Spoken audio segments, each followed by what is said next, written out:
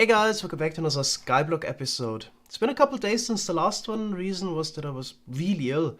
Caught some kind of a flu. It wasn't corona, I took a test. But I've never been this ill before. So the first couple days I slept like 18 hours every day. And even now, almost 2 weeks later, I'm still not 100%. So I just couldn't record it during the time. But now I'm feeling better again. Yeah, built already the new mob switch. This time in the correct location. So it should work correctly now. So as you can see, we got 72 mobs filling up the mob cap. For example, here, this mob farm would be disabled by this, so no mobs would spawn right now, exactly what we wanted. And of course, what we also wanted was a possibility to disable the mob switch again. There was the problem with the first setup we built, which was inside of the spawn checks. I just couldn't disable it, so I couldn't use another mob farm if I wanted to. Later in this episode, I actually need to go over to the witch farm to get a couple more redstone items, because we're running low on that. And yeah, with the mob switch, without having the possibility to turn it off, this would have been quite an issue. So I did not take down the complete build of the first mob switch, because it just took forever, and it also uses up the iron tools, which are quite expensive. So I just kept it here. And we can take it down later once we have like diamond tools where it doesn't take as long anymore. So I guess just gonna save a little bit of time. But apart from that, I just built up the new mob switch. 2 chunks over in each direction, and now it should be working fine. Yeah, also built or extended the transport line of the wardens. Right now we got all of the note blocks still running. Could maybe turn those off since the inside of the spawn chunks cause a little bit of lag, but I don't think it's too much of an issue. Right, so we're almost there. Yeah, only 2 chunks away from it. I'm gonna disable the mob switch now so we can use a mob farm just to try it out. Okay, so I just need to punch out the torch here. Still don't have a lever, which would be quite handy. So we have to do it with the redstone torch. Okay, now the wardens are sent outside of the spawn chunk, so here's the border. Okay, yeah, let's maybe run back. Let's see if this works. So it's working as intended. We have hostile mobs spawning again. Right, I'm super happy we got a working hostile mob switch now. It was a lot of work, but I think it was definitely worth it. Especially when building some projects, we don't need to worry about mob spawning anymore. For example, when I built this fast travel tunnel towards the Guardian farm, I always had to worry about that some sections aren't spawn proof yet. I can't just put the roof on top, because otherwise mobs would spawn in the tunnel and so on.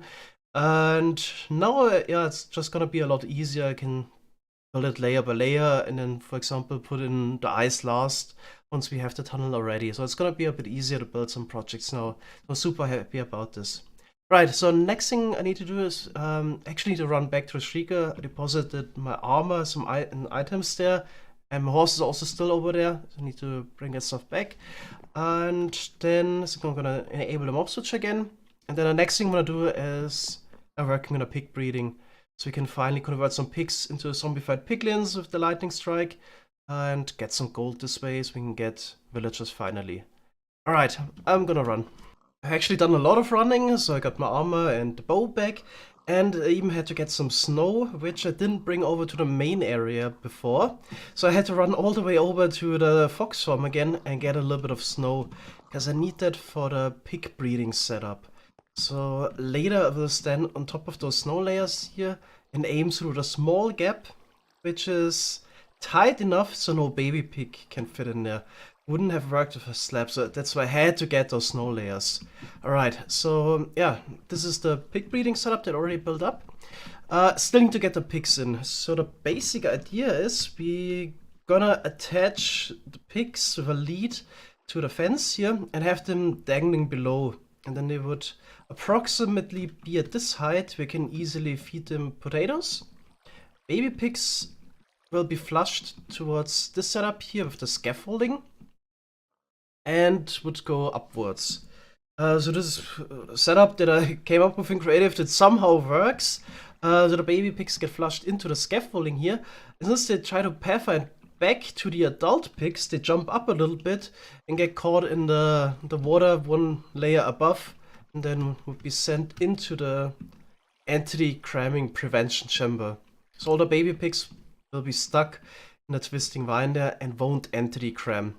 So yeah, the idea is we just stand there, breed maybe a couple hundred pigs, and then eventually we're gonna convert all of the pigs there. Alright, so the next thing you do obviously is get all the pigs into the breeding chamber somehow. I think I'm just gonna build some stairs and then lead them upwards. Yeah, what can go wrong? So I left a gap there so the pigs wouldn't pathfind up there themselves. So let's see if we can actually pull them over the gap here. Yeah, that works fine. Maybe shouldn't try to that many pigs at once. Or we extend the stairs, maybe make it 5 wide.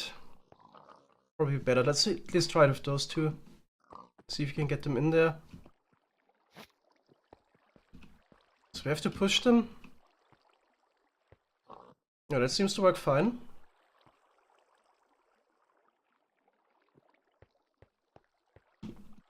Okay. Oh, come on. There we go.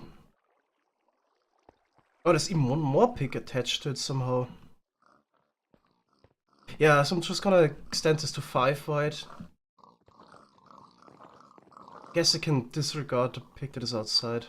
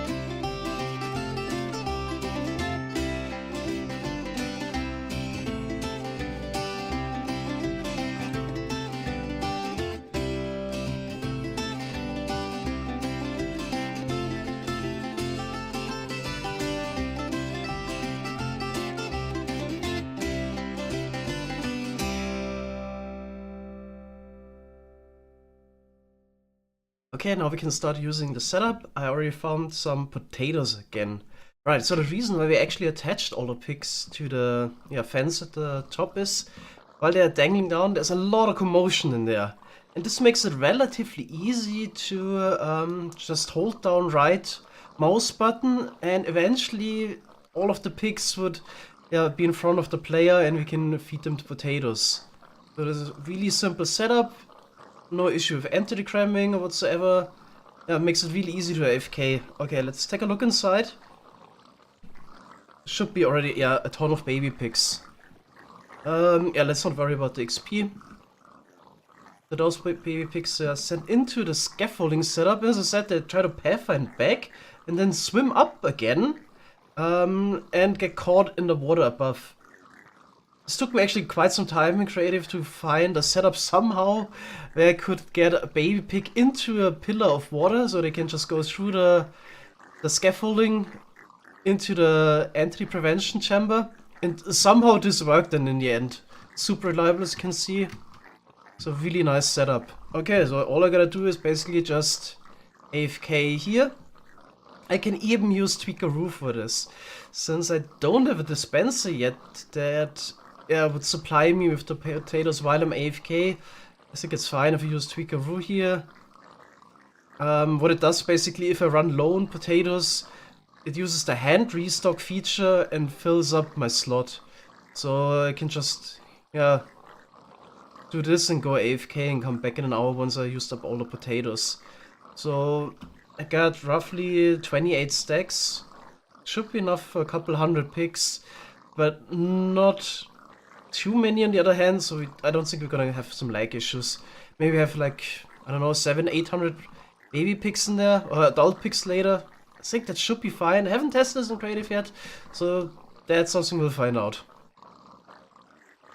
2 hours later, so far, it seems like this worked really great.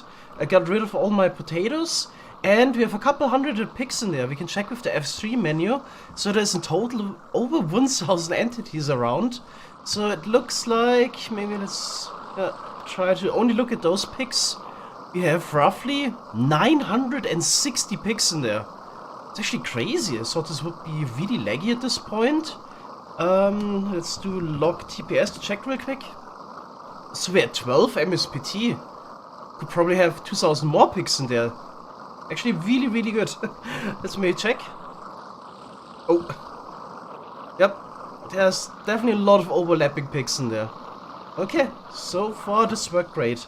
Right. Now we just need one more ingredient. We need a lightning strike. So I already have the system prepared. This is something that was sent to me by Razonator. It's actually a really clever system, exactly what I wanted. There's nothing to improve really about it. So there is the problem that once we got a thunderstorm, lightning is actually so loud with the pigs. I'm gonna turn this down a little bit. It's crazy. So yeah, if you have a lightning striking the lightning rod here, the pigs will get converted. But then there's always the problem that they might get hit a second time and actually get killed by the lightning, which isn't a huge issue. Because we would still get the nuggets, but I definitely want to use my looting sword on the pigs. So that's why we got actually a system that disables the lightning rod as soon as it's getting hit. It's pointing into the block there, and lightning rods can actually power blocks that they face into.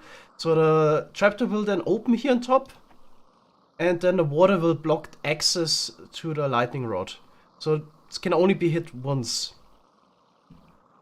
Right, yeah, now we just need to wait. I think on average it takes like 10 hours to get a thunderstorm, and I have no idea when the last one occurred. So I would just like AFK right next to this now. Got something else to do anyway. Maybe wait a couple hours. If we still didn't get a thunderstorm after that, then we can also do something else and maybe just come back here if there is a thunderstorm. Alright, so 4 hours later there must have been a thunderstorm because I can see a lot of golden swords there at the top. I think all the pigs actually got converted into zombified piglins. Alright, we definitely shouldn't run away to not despawn those guys.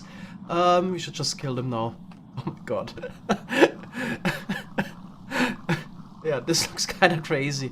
There's probably 900 of them, yeah?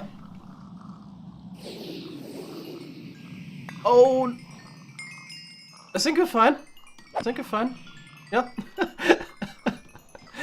I hope we can just pick up the gold here on the side by jumping down next to it. Oh god, okay. So we got so many swords. That of course is an issue. I didn't bring any. Look at that, 27 gold ingots. Okay, we're already good, pretty much. I didn't bring any chests. Maybe I should have done that.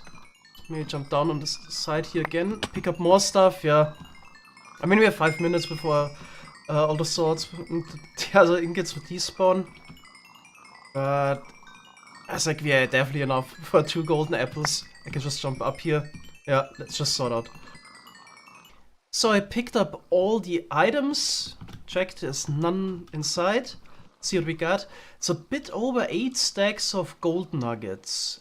Which, I think is actually less than I should have gotten. We had like 900 zombified piglins in there. We have a looting 2 sword.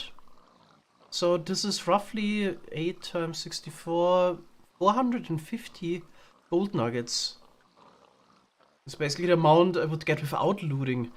I should get 1.5 nuggets on average per piglin, so like 1300. Not entirely sure what went wrong. Maybe they glitched out or yeah, something must have went wrong if it didn't get the expected amount. But it's more than enough. We got 27 gold ingots. All I need basically is 16 ingots to make the golden apples. So we can convert 2 zombie villagers. The rest is extra. Maybe we can use it to make golden carrots. We could breed the horses. The leftover stuff. Yeah, that's something we can actually do. Maybe breed the horse and the donkey to get a mule. Yep. So there we go. 2 golden apples. Don't mind the mango texture pack. And we can also make 2 golden carrots. There we go. And breed the horse and the donkey. Get a mule. I also brought 64 wheat, so we can fast feed. I can actually use the clicking script real quick to quick tame it as well. Maybe I shouldn't have used fast right click because I think I actually broke the mule somehow. I can't tame it. I was sitting on its back for over a minute. Nothing happens.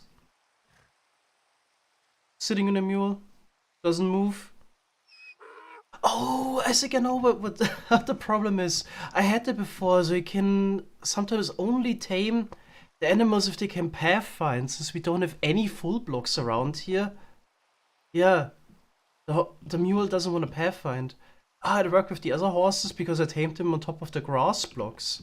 Oh boy, do we really have to push them all the way over?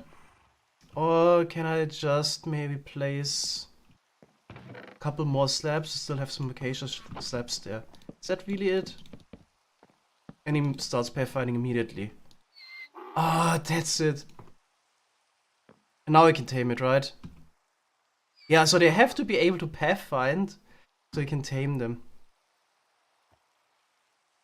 And so any moment, yeah, now we get the hearts. Okay, get the saddle as well.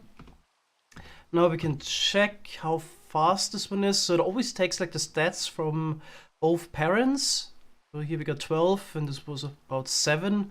And then adds a random third number to it. And we ended up with 10.2 meters per second.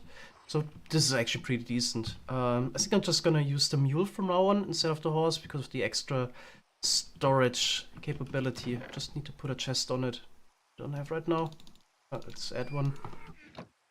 There we go. And yeah, this is definitely our best horse or donkey animal. Okay. So I craft the rest of the gold nuggets into ingots. We got 66 in total. So technically we could craft 8 more golden apples for a total of 10. In case maybe something goes wrong, we got some backup. Or if we want to convert more zombie villagers into villagers, maybe a specific one, as I said in a previous episode, maybe get a librarian this way. That keeps his profession. This is still interesting. Of course, we could also take our enchanted books and use the grindstone to convert them into normal books, but that would require stone. So we wouldn't have the possibility to do that right away once we have villagers. So I'm actually really interested in actually doing this, trying to get a librarian without getting a lectern first. It's just an interesting challenge. I think I'm gonna try that as well. But yeah, that's something for next episode. I'm gonna call it a day here. Took quite some time to AFK and so on. I wanna get this episode out. So I hope you enjoyed. Thanks guys for watching again and see you next time. Bye bye.